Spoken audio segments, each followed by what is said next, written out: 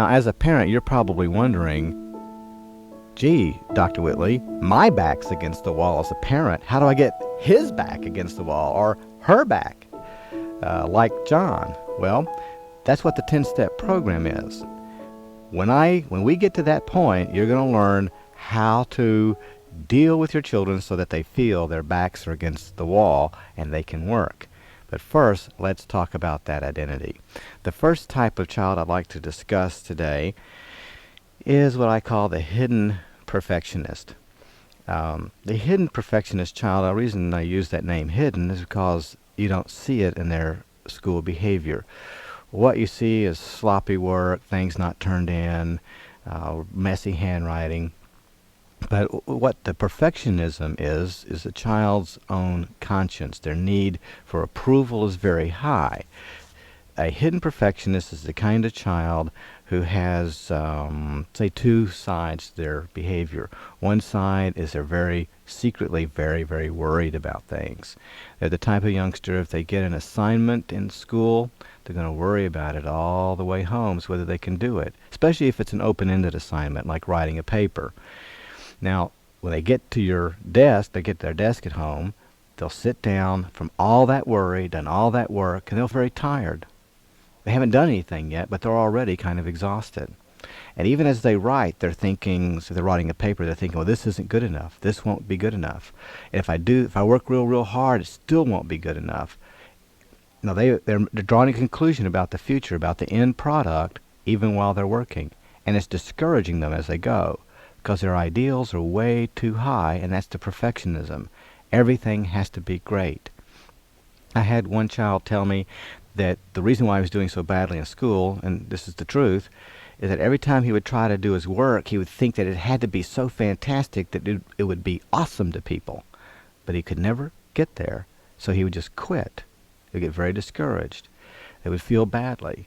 In fact, the hidden perfectionist ideals about himself and his performance and approval are so high that he automatically has very low self-esteem.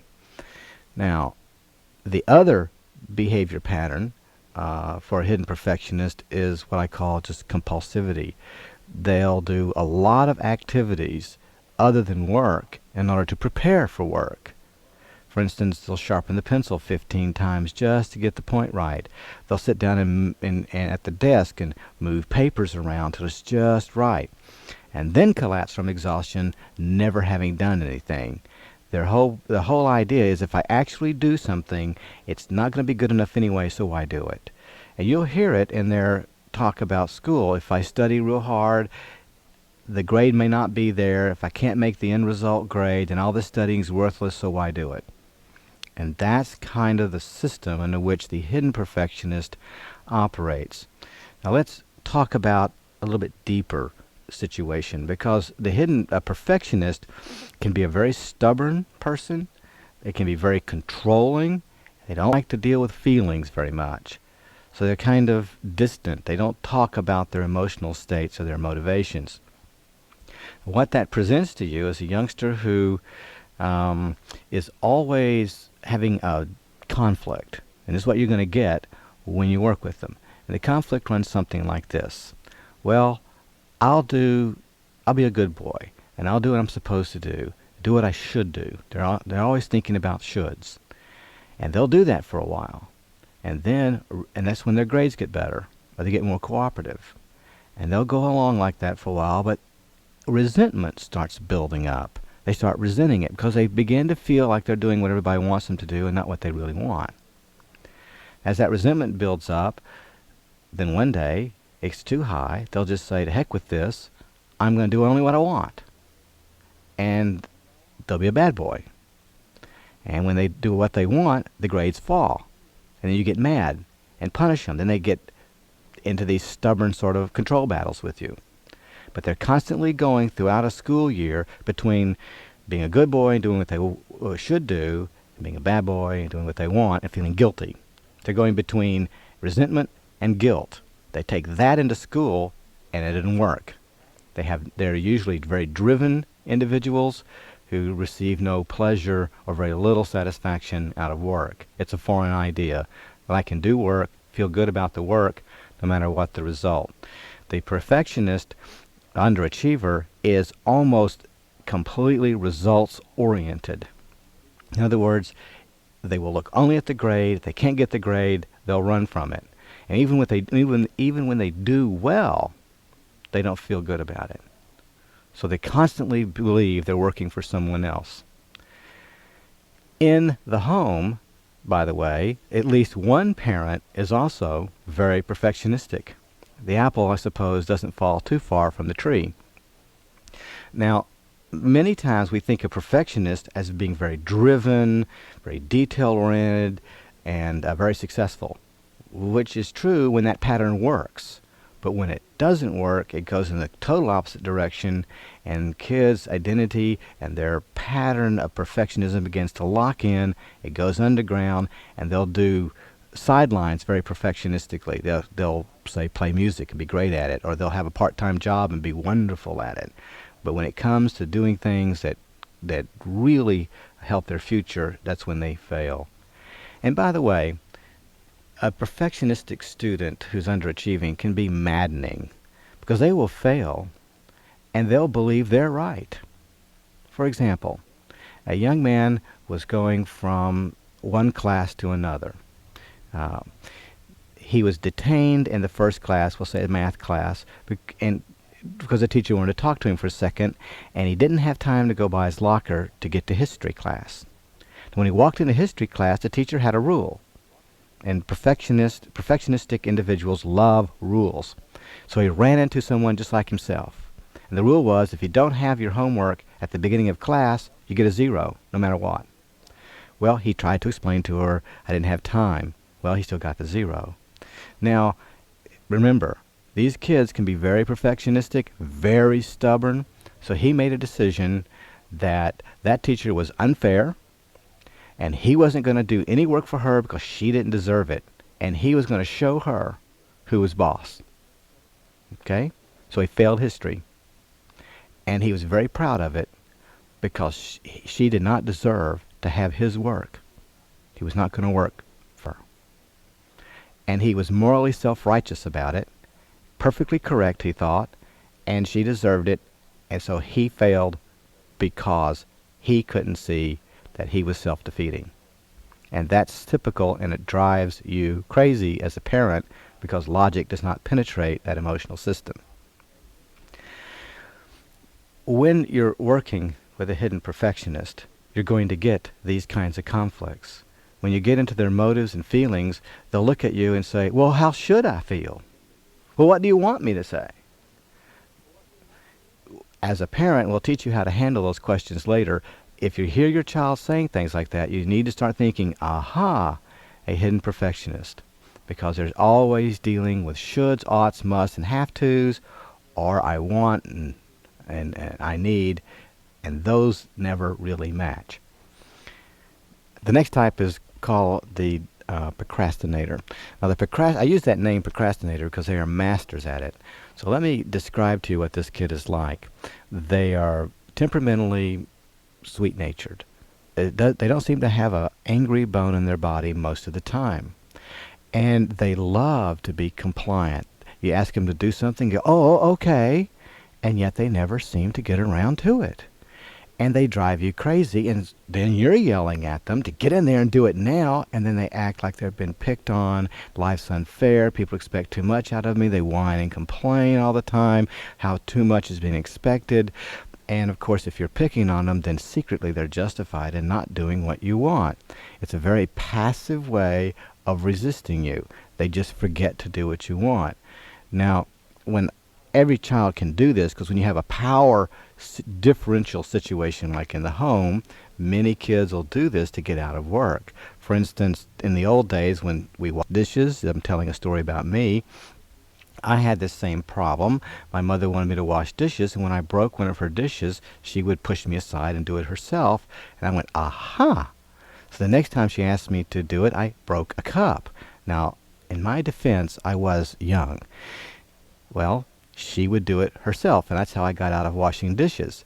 Now, for the passive youngster, the procrastinator, they make that a lifestyle. That's how they function. They will be told to go do their homework, and they'll pop up and down. They'll get around to it later. Everything's later. Then they're made to do it, and they resent that, so they do a bad job. And then when you make them redo it, and they do a good job, they may not turn it into school the next day because they just forgot to get it from their locker. But that's how they approach life. Now, the secret for the procrastinators, important to understand, is that this passive approach to jobs and duties and performance, this passive resistive approach, is born of certain moral taboos. They normally have a strong taboo against anger, or the open expression of most negative feelings that they're having.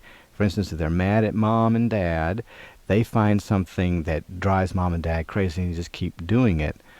And it's passive, but it's anger that doesn't come out directly.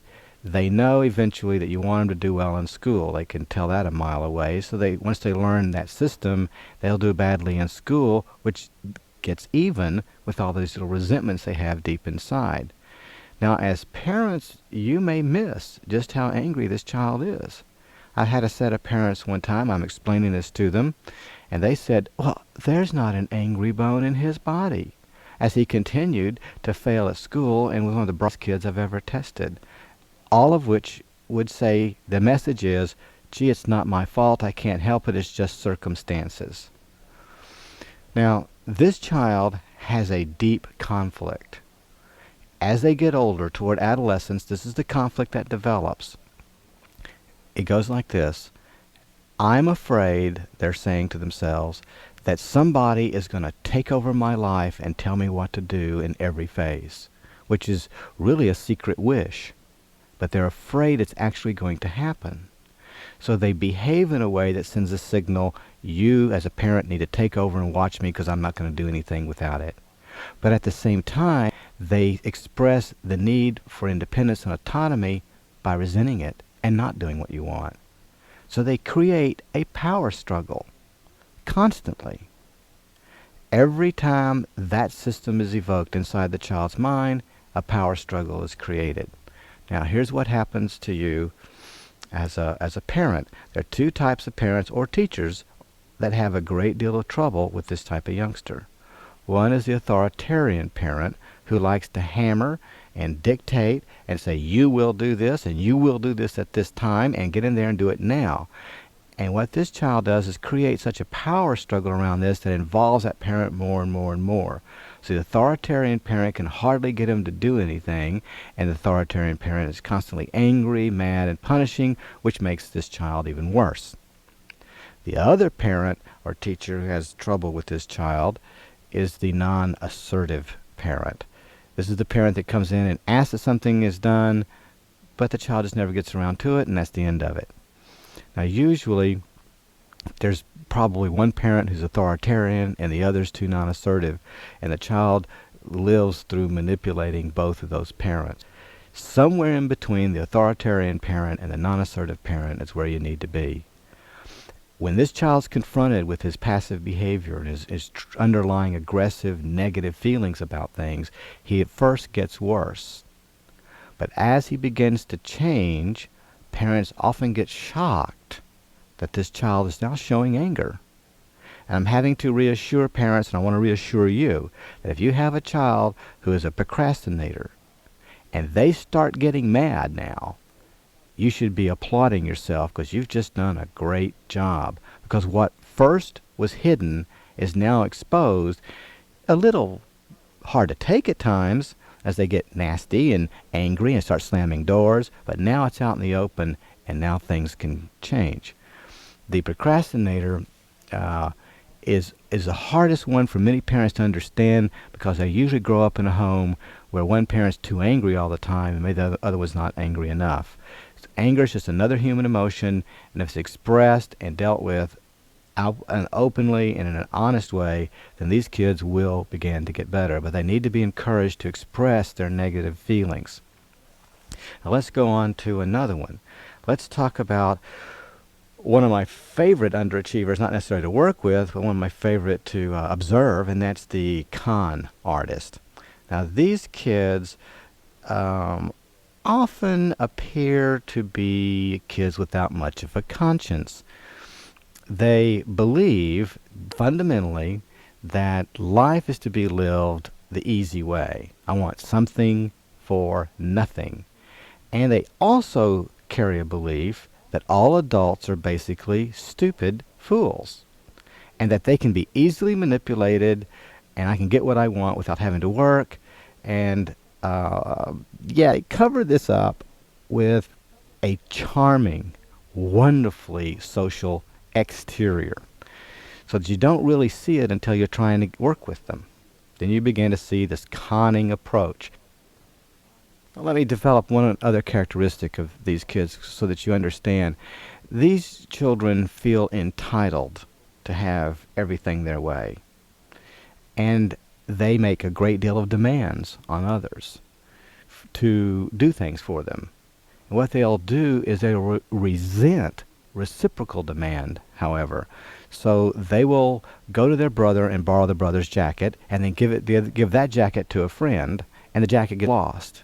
And the parents will say to the brother, "We'll go get one from your con artist's closet." And the con artist will then get very angry and think that's highly unfair because it's his jacket. And he won't see the moral problem. These kids are very grandiose as well. They have a very grandiose idea about how important they are and how wonderful they are and how just so talented they are. In fact, that grandiose sense of self is more important to them than actual behavior. It's more important to believe they're the hidden genius that no one respects or understands, rather than actually put that to the test and work it out in reality. It's more important to be this wonderful, ideal child in the sky, rather than to have some sort of mundane work to do. This grandiosity is hard to take, but in the background of these children, they were at one time the Caesar of the nursery. They could do no wrong. They often have rescuing parents who will go to the school and get them out of trouble, who will talk the teacher into letting them do makeup work because they're on the football team and they just don't want them to fail so they won't be able to play football. These parents were constantly giving the message, we're going to kind of make things right for you. And the child comes to expect, well, I'm in charge of the house. I can do anything I want. And then when they don't do what I want, I'm angry with them. Let me give you one example of a youngster who was the con artist type. It's a very grandiose kid. His parents promised him that if you make good grades in school, we'll buy you a car. Well, he never made good grades, and they still bought him a car. By the summer, he had arranged his schedule so that his mother had to take him everywhere. And she soon got tired of that. So she bought him a car. And he turned to me and said, you see, I won. I knew that they couldn't taking me everywhere. If I just waited them out and arranged things, they would give me what I want. And this is how this youngster lived. And that's how he carried on relationships with others, and that's why he continued to fail in school, because he could get away with it.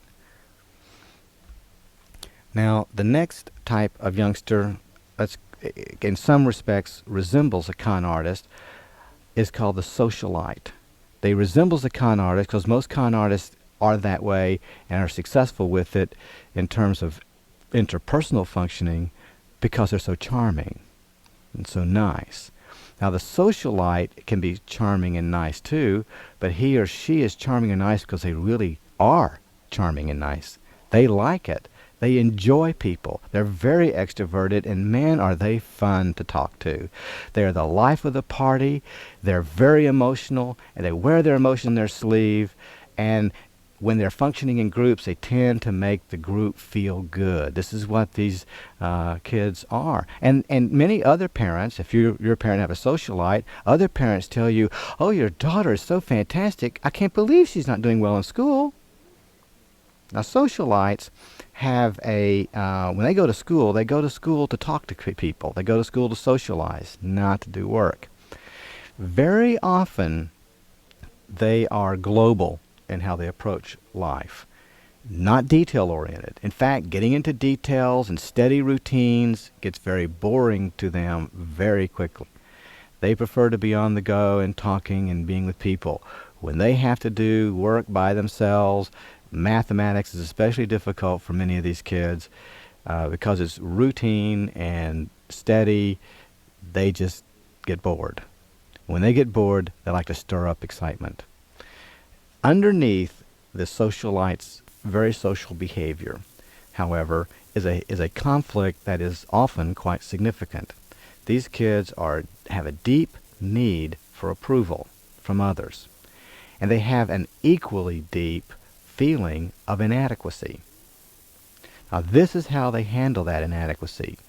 They actively seek out others who'll take care of them. They don't seek now to become competent. They seek social relationships that take care of their feelings of being down, depressed, or inadequate.